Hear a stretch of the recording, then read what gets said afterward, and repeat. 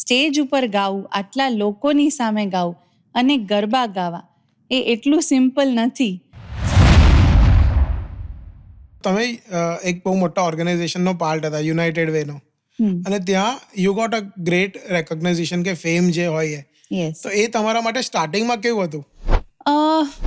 મને યાદ છે વર્ષો પહેલાં when I was very young ત્યારે મેં યુનાઇટેડ વે જોઈન કર્યું વિથ શ્રી અતુલ પુરોહિતજી, અને ઇટ વોઝ સરરિયલ એવું કહી શકાય.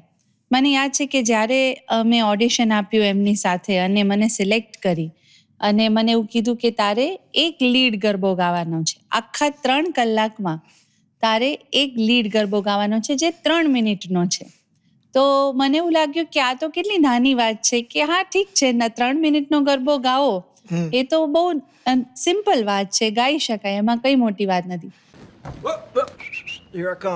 પણ જ્યારે ફર્સ્ટ ડે મેં ક્રાઉડ જોયું, ક્રાઉડ ઓફ 45,000, 45,000 લોકોનું ક્રાઉડ, સેન્ટરમાં અમારું સ્ટેજ, અને જ્યારે મારો ગરબો આવ્યો ત્યારે આમ હાથ પગ ઠંડા થઈ ગયા કે આમાં એક બીટ મિસ થઈ તો આ 45,000 લોકોનો ગરબો તૂટશે.